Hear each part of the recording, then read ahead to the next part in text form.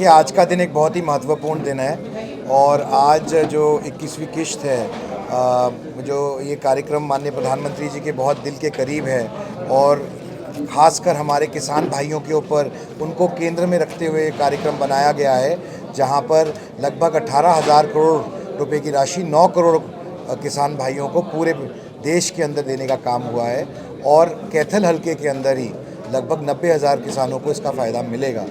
मैं आपके माध्यम से उन सब तक ये बात पहुंचाना चाहता हूं और धन्यवाद करना चाहता हूं माननीय प्रधानमंत्री जी का, माननीय नैब सिंह सैनी जी का, हमारे प्रदेश के मुख्यमंत्री जी का, कि उन्होंने ऐसा एक व्यवस्था बनाई और इसको संभव करने का मौका दिया।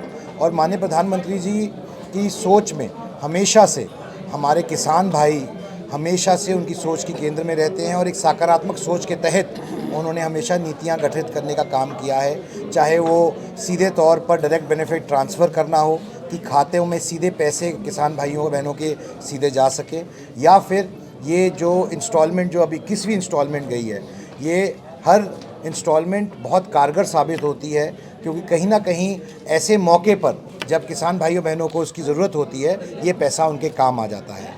तो ये नीति और ये सोच हमारे देश के प्रधानमंत्री जी और उनकी सरकार की है, जो लोगों के बीच में आज एक तरीके से एक मिशन बन के बढ़ रही है। और ये जो प्रधानमंत्री जी का मानना है कि अगर देश को विकसित राष्ट्र बनना है 2047 तक, तो उसका रिश्ता कृषि से होके जाता है, हमारे किसानों से होके जाता है, किसानी से होके जाता है।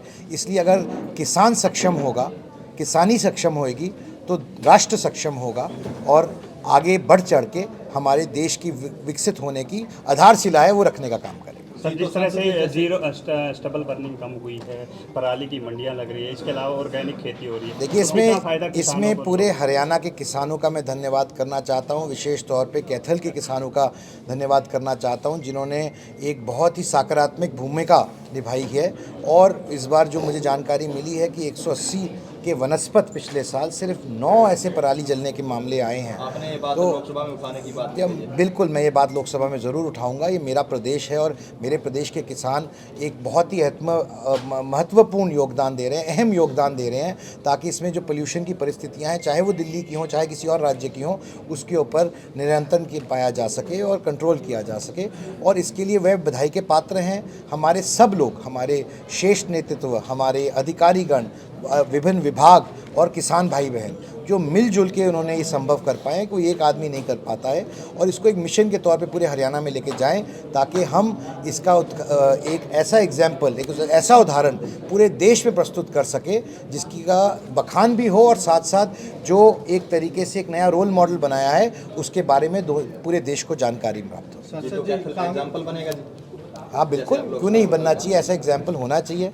मुझे लगता है हमारे पड़ोसी राज्यों को भी कुछ सीखना चाहिए इससे।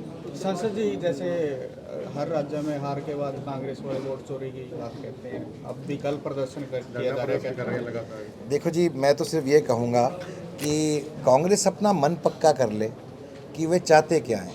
पहले वो कहते हैं कि ईवीएम में गड़बड़ है, जब वो ईवीएम से खुद जीत जाते हैं तो ईवीएम ठीक हो जाती है।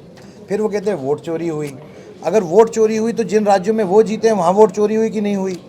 तो कांग्रेस पहले अपना मन बना ले, क्योंकि जनता अपना मन बना चुकी है। बहुत बहुत धन्यवाद। 25 लाख वोट को फर्जी बताया है, राहुल गांधी ने आरोप लगाए हैं। उसका जवाब जनता ने दे दिया बिहार की।